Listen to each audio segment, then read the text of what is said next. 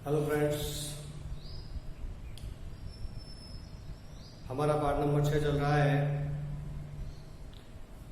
Part number 6 का ये last portion है, जिसमें मैंने इससे पिछले वाले वीडियो में आपको धातुओं का शोधन बताया था। धातुओं के शोधन के लिए अपन विभिन्न प्रकार की विधियों का उपयोग करते हैं। धातुओं के शोधन से मतलब ये होता है कि जब आपने इसका चूर्णीकरण किया, चूर्णीकरण के बाद सांद्रण किया, सांद्रण के बाद निष्कर्षण किया, निष्कर्षण के पश्चात जो धातु प्राप्त हुई है उस धातु में अशुद्धियां उपस्थित हैं। इन अशुद्धियों को जब हम दूर करते हैं या हटाते हैं तो उसे कहते हैं धातु का शोधन। इसके लिए मैंने पिछले वीडियो में आपको आस्वन, कम गलनांक वाली धातु जैसे जिंक, पारा आदि का वाष्पन करने के बाद संघनन करके शुद्ध धातु प्राप्त की जाती है। दूसरा मैंने आपको बताया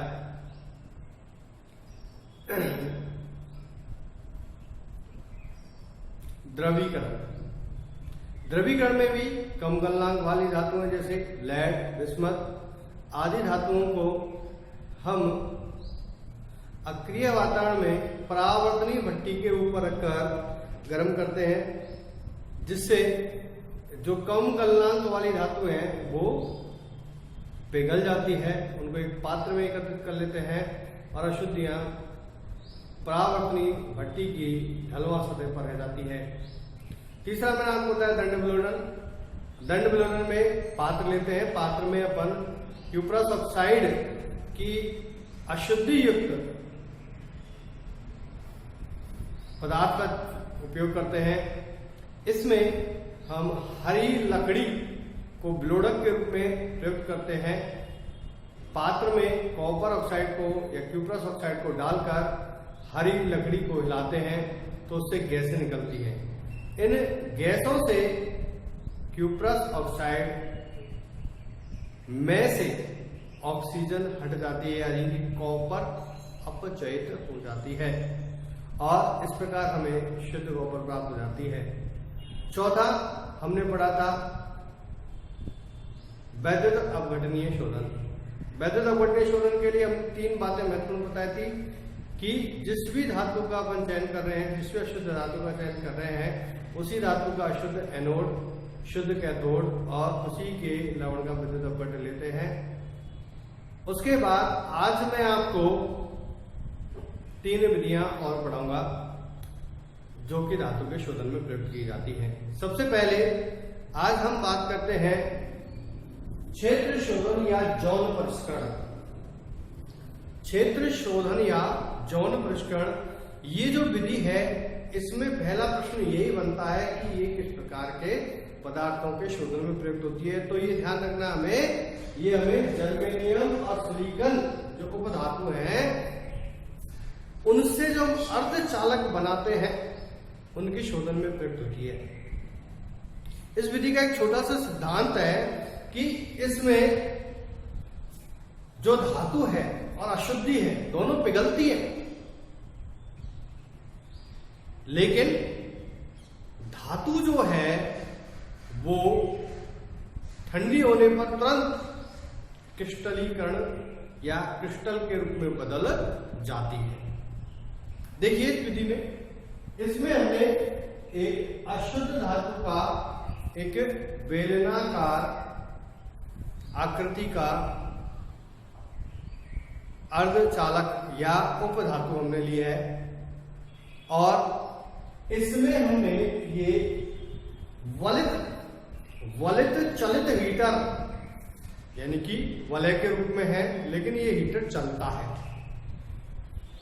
इसमें हम क्या करते हैं कि ये जो चलित हीटर है इसको इस अशुद्ध धातु पर चलाते हैं। जैसे जैसे हीटर आगे बढ़ता है ये पदार्थ पिघलने लगता है। तो जब पदार्थ पिघलने लगता है तो यहां पर अशुद्धियां और धातु दोनों गलित अवस्था में प्राप्त हो जाती है। लेकिन जैसे ही ये हीटर आगे की ओर बढ़ता है, इसमें जो धातु है जो हमें प्राप्त करनी है, जिसका शोधन करना है, वो धातु तुरंत क्रिस्टलीकृत हो जाती है और अशुद्धियां आगे की ओर बढ़ती हुई पिघली हुई अवस्था में आगे की ओर बढ़ती चली जाती है। तो हो क्या रहा है यहाँ पे कि जैसे हमने यहां से शुरू किया हीटर को चलाना, तो हीटर को जब चलाना शुरू किया तो पहले दोनों पदार्थ किस अवस्था में थे, ठोस अवस्था में, लेकिन हीटर की गर्मी से ये पदार्थ पिघले का मतलब गलित अवस्था में आए, अशुद्धि भी गलित अवस्था में आई, हीटर आगे चलता जा रहा है। तो जो धातु है जिसे हम प्राप्त करना है हमें, वो तो कैसी अवस्था में आ गई, ठोस अवस्था में आ गई, क्रिस्टल के रूप में आ गई, लेकिन जो अशुद्धि है वो गलित अवस्था में प्राप्त। इस तरह से ये शुद्ध धातु हमें एक तरफ प्राप्त हो जाती है और अशुद्धियां हमें दूसरी तरफ प्राप्त हो जाती है, जिसे काट कर हम अलग कर लेते हैं। ये आपकी क्षेत्र शोधन या जॉन परिष्करण। दूसरी है वाष्प प्रावस्था परिष्करण। नाम से स्पष्ट है, वाष्प प्रावस्था यानी कि वाष्प अवस्था में हम पदार्थ को पहले लाएंगे, लाने के बाद उसका क्या कर देंगे, विघटन मतलब उसको तोड़ देंगे, तोड़ने पर वो हमें परिष्करण मतलब परिष्कृत मतलब अलग होकर हमें शुद्ध धातु के रूप में प्राप्त हो जाएगी। तो इसमें दो विधियां हैं। इसमें मैंने आपको बताया इस विधि में करना क्या है कि इसमें धातु को पहले उसके बाद फिर स्टील यौगिक में परिवर्तित करते हैं, परिवर्तित करने के बाद उसका विघटन करके हम शुद्ध धातु प्राप्त कर लेते हैं। इसमें दो विधियां सम्मिलित की जाती है, पहली मॉन विधि और दूसरी वॉन आर्केल विधि। इन दोनों विधियों में से बोर्ड परीक्षा में प्रश्न पूछ लेता है। तो पहली मॉन विधि। मॉन विधि किसके शोधन में प्रयुक्त होती है, आंसर है निकेल। तो क्या किया हमने, बहुत सिंपल सा प्रोसीजर है। निकेल कैसी अवस्था में लिया, अशुद्ध अवस्था में लिया, अपन ने इसकी क्रिया जो है वो किसके साथ करा दी, कार्बोनिल या अपन इसको कहें कार्बन मोनोऑक्साइड, इसको अपन कहें कार्बन मोनोऑक्साइड।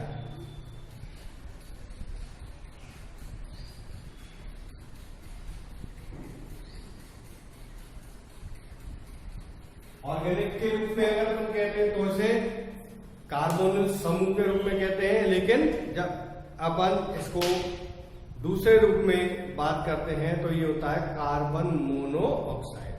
तो जब हम कार्बन मोनोऑक्साइड के साथ 330 से 350 केल्विन ताप पर इसको गर्म करते हैं तो ये दोनों मिलकर एक संकुल यौगिक का निर्माण करते हैं, जिसे निकेल टेट्रा, मतलब 4 CO carbonyl, nickel tetra carbonyl बनाता है। अर्थात अब जो आपका कार्बन मोनोऑक्साइड है ये बंधों को मुक्त करता है और मुक्त करने के बाद निकेल के साथ उपसहसर्जी बंध बनाता है, इसलिए अब इसका नाम क्या हो जाता है, कार्बोनिल।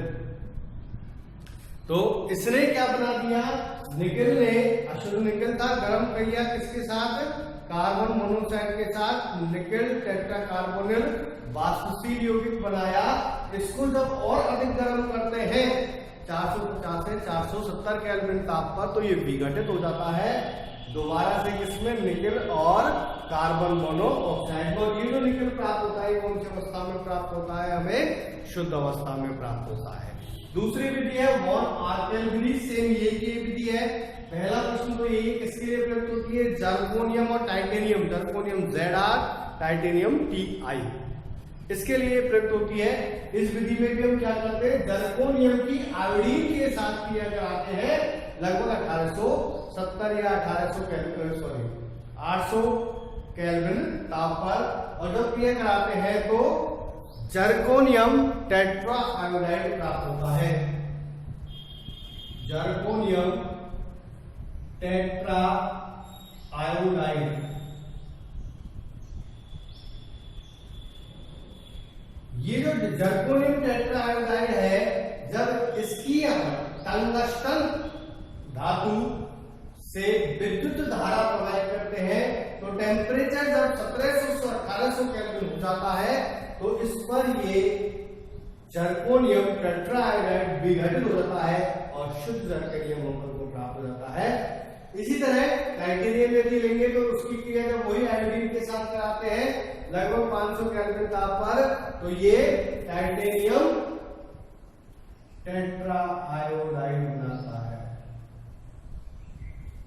और ये टाइटेनियम टेट्रा आयोडाइड को 1700 केल्विन ताप पर गर्म करने पर ये टाइटेनियम शुद्ध अवस्था में प्राप्त हो जाता है। तो ये सिंपल सी विधि है, एक बार फिर से देख लीजिए। पहली मोल विधि, इसमें निकल अशुद्ध धातु के रूप में लिया, कार्बन मोनोऑक्साइड के साथ इसको लगभग 330 से 350 केल्विन ताप पर गर्म किया। इसने संकुल यौगिक बनाया जिसका नाम है निकल टेट्रा कार्बोनिल। ये वाष्पशील होता है और वाष्पशील होने पर इसको और अधिक गर्म करते हैं 450 से 470 केल्विन ताप पर, तो ये शुद्ध निकल बनाता है। वॉन आल्केन विधि में जर्कोनियम और टाइटेनियम का उपयोग करते हैं। जर्कोनियम को जो आयोडीन के साथ 800 केल्विन ताप पर गर्म करते हैं तो जर्कोनियम टेट्रा आयोडाइड बनता है, जिसे और अधिक गर्म करने पर ये शुद्ध जर्कोनियम में विघटित हो जाता है। टाइटेनियम यदि ले शुद्ध अवस्था में आयोडीन के साथ क्रिया कराए तो 500 केल्विन ताप पर लगभग ये टाइटेनियम टेट्रा आयोडाइड बनाता है। टाइटेनियम टेट्रा आयोडाइड को 1700 केल्विन ताप पर गर्म करने पर ये विघटित होकर पुनः शुद्ध टाइटेनियम का निर्माण करता है। अगली और लास्ट विधि वर्णलेखिकी है क्रोमेटोग्राफी। क्रोम का मतलब होता है रंग। कोई भी जो रंग होता है उसके लिए कहा जाता है कि ये एक से अधिक पदार्थों का मिश्रण होता है। तो ये जो मिश्रण होता है ये सामान्य रूप से हमें दिखाई नहीं देता है, लेकिन जब हम इस विधि का उपयोग करते हैं तो एक रंग में जो अनेक रंग छुपे हुए होते हैं वो हमें अलग अलग से प्राप्त हो जाते हैं, पृथक पृथक रूप से हम उनको प्राप्त करते हैं। इस विधि में हम ये करते हैं। तो ये विधि जो है, ये विधि उन पदार्थों के लिए प्रयुक्त होती है जो प्रकृति में सूक्ष्म अवस्था में या कम अवस्था में पाए जाते हैं, और इनको या इनके मिश्रण में उपस्थित जो घटक हैं इनको पृथक करने के लिए अपन इस विधि का उपयोग करते हैं। पहला, ये जो विधि है ये अधिशोषण सिद्धांत पर आधारित है। अधिशोषण का मतलब होता है अधि मतलब ऊपर, शोषण मतलब शोषित होना, यानी कि जब सतह पर कोई पदार्थ अवशोषित होता है तो उसे कहते हैं अपन अधिशोषण। सतह पर, अंदर नहीं जाता वो पदार्थ। तो अधिशोषण तकनीक पर आधारित है। उसमें दो प्रावस्थाएं होती है, एक स्थिर प्रावस्था और एक गतिशील प्रावस्था। स्थिर प्रावस्था जो है वो यहाँ पर ठोस अवस्था में होती है, यानी ये जो स्थिर प्रावस्था है ये हमारा अधिशोषण का कार्य करती है।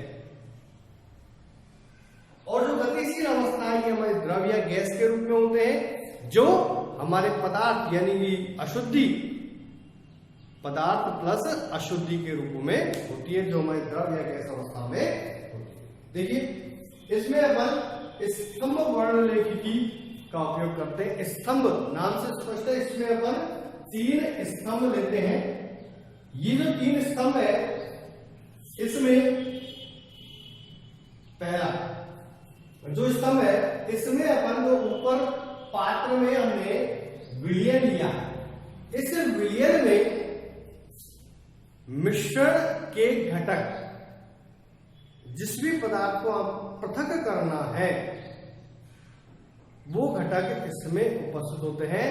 ये डिपेंड करते हैं कि इनमें अधिशोषण की क्षमता क्या है। जिसका अधिशोषण पहले होता है वो पहले अधिशोषित हो जाता है, जिसका अधिशोषण कम होता है वो बाद में अधिशोषित होता है। यानी पहले ज्यादा अधिशोषित होने वाला पहले अधिशोषित होगा, बाद में कम अधिशोषित होने वाला बाद में होगा। ये है इसका।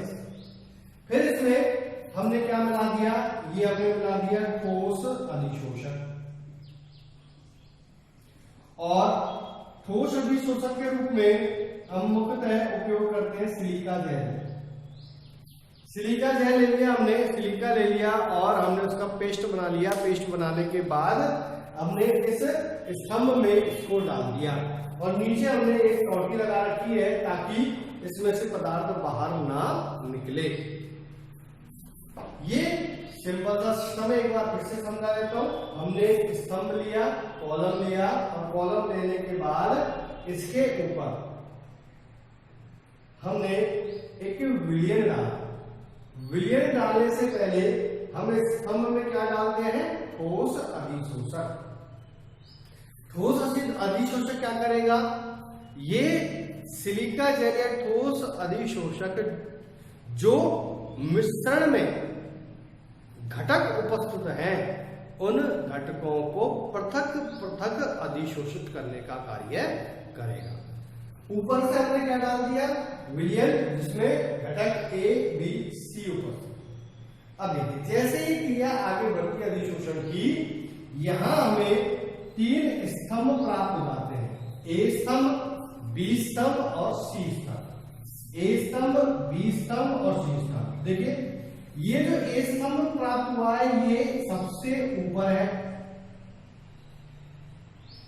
सबसे ऊपर। तो सबसे ऊपर है ये अधिशोषक या एक स्तंभ जो है सबसे ऊपर है। इसका मतलब क्या है कि आपने जो विलियन लिया है उसमें जो घटक ए है उसके अधिशोषित होने की क्षमता सबसे ज्यादा है और सबसे ज्यादा है इसलिए वो सबसे पहले अधिशोषित हो गया और ऊपर ही ऊपर प्राप्त हो गया। उसके बाद हमें दूसरा स्तंभ प्राप्त हुआ बी, यानी ए की तुलना में बी के अधिशोषण की दर कम है। उसके बाद सबसे कम सी, यानी कि इसके अधिशोषण की दर सबसे कम है। ये इस तरह से 3 स्तंभ प्राप्त हुए। अब हम क्या करते हैं? यहां से इस कोटि को खोलकर ये जो सी स्तंभ है इसको पृथक कर लेते हैं। तो जैसे हमने ये जो सी पृथक किया तो अब आपके इसमें से क्या रह गया? ए रह गया और दूसरा आपका बी स्तंभ।